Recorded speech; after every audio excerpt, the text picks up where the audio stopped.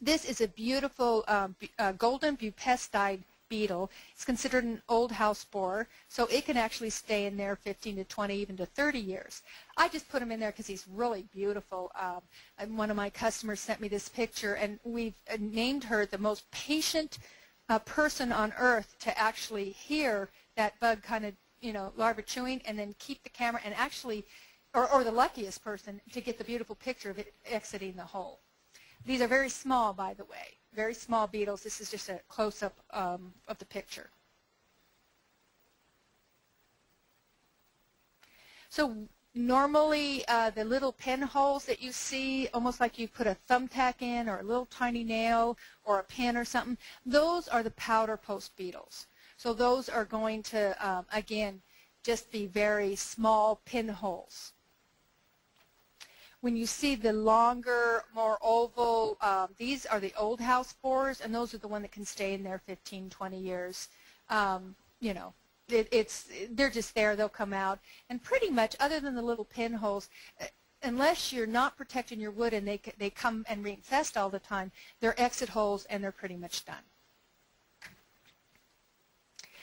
So this is what most people will see, is there's an exit hole and then there's a pile of dried frass. But once in a while, they will call and say, I have an actual carpenter wasp or carpenter bee or something, and it's going into these holes. But what it is, it's a parasitical wasp.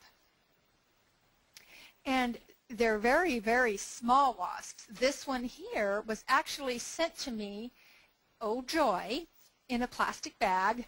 I don't know, people love to send me bugs.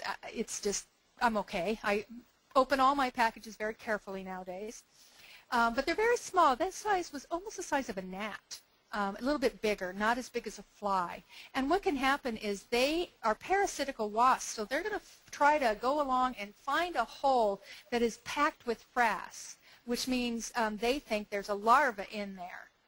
So what they'll do is they'll go in and they're going to throw this frass out. They're not actually digging into your wood. They're actually just removing the frass, hoping there's a larva in there that they can lay their egg on, and then therefore feeding their young. So they're a little beneficial, but it does freak you out that this little thing is actually digging into your wood. Now, carpenter bees, on the other hand, do not bite or ingest the wood, so the borates aren't going to help you with these. What happens is the female goes along the grain of the wood, and when she finds the spring wood or the softwood, she'll dig in. Immediately, she'll go left. Now, she goes left on East Coast, West Coast, Midwest, anywhere in the world, she actually goes left. Haven't been able to figure out why, but she goes left. What she's doing is she's going along the soft ring of the wood where she can dig the easiest. She will lay her egg with a polyp of honey, then a wall, egg, honey, wall, and keep going. Now, she doesn't do, she can do quite a lot of damage if she keeps coming back each generation more and more. And she will always try to come back to the original hole or an existing hole. So the best thing to do to take care of them is generational. What you need to do is take a wire in there and start knocking down these walls. And then there are licensed little pest kits for carpenter bees, and it's like a powder that you puff in there. Let it sit for a day or two because you don't want to seal this up and let her chew on her way out somewhere else. So once that's done, you can seal the hole with like our energy seal, just plug that up and seal the hole. Then she will not come back, it deters her from coming back to the original hole. They don't really like to dig new holes unless they have to. The other thing that you can do or for the carpenter ant is that understand that the females are non-aggressive. The male, if you're up there plugging these holes and doing generation, trying to get the hole plugged up, and there's a bee that's just swarming you like this, that's most likely a male. And nature kind of pulled a fast one on him, and he doesn't have a stinger. She's the only one that have a stinger, and you'd have to pretty much get her and really stress her to get her to sting. So carpenter ants, carpenter bees, again, do not bite or ingest the the wood. They have a separate penetrator to get in, and the borates will not help you. Kathy, we did have one question. Regarding Carpenter Bees, do they have a preference towards light colored stains, dark colored stains, gloss finishes, satin finishes? You know, yeah, it can help. The best defense, of course, is paint. Bees cannot crawl along the wood and feel the grain. She can't find the soft wood to dig in, and she doesn't even feel like it's wood when it's painted. But of course, with log homes, you don't want to paint your beautiful logs. So the stain is not as much of an issue as actually your finishes. If you're in an area that have a lot of bee problems, you might want to go with our gloss, because it's smoother, so when she crawls along it, she can't feel the grain of the wood as much, and that has shown to deter it.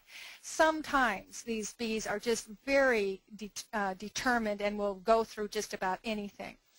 What you want to do too is to check the same areas or your house in the fall too, because these bees are going to want to go to the original holes that they've chewed into, and they're going to want to hibernate. So if you keep those holes, or if they dig new holes, if you keep those sealed, you'll find that generational, there'll be less and less and less. Now we're going to talk a little bit about decayed wood.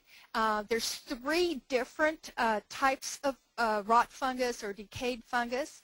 You've got your brown rot, which is mostly called dry rot.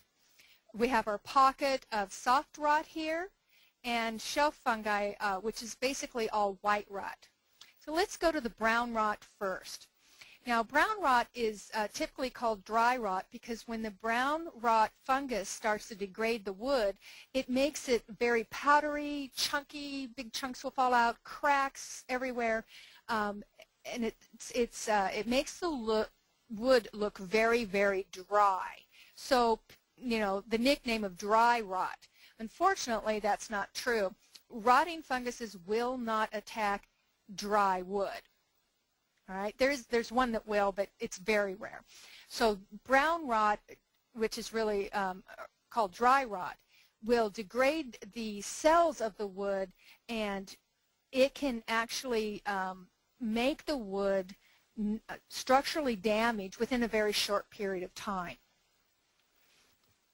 Brown rot usually has to do with, and dry rot is more soft woods like pine and a few other species. Soft rot, on the other hand, is basically, sometimes you can't even tell there is soft rot on it. You may notice a little darkening of an area, and then when you go to start pushing on it or probe, it'll be soft to the touch. But it won't actually get the cubical powdery of the dry rot or the brown rot fungus. It'll just be soft. Over time, that's going to keep going deeper in, and you'll have to repair a cavity of it. So again, shell guard and any of the pesticide fungicides are going to kill any of these funguses. White rot, on the other hand, along with shelf fungus, that's with these white little shelves, and if you've ever seen mushrooms growing out, those are really all considered white rot. What you might notice at first is an area of the wood that is softening, but also you'll notice it turns white. See how you have this like whiter wood here? Versus the soft rot may get darker. And this is the first signs of white rot. As it goes on and later in its application, you may find that that's when you start getting the mushrooms or the shelf fungus hanging out. Again, definitely needs to be removed and treated with a borate solution.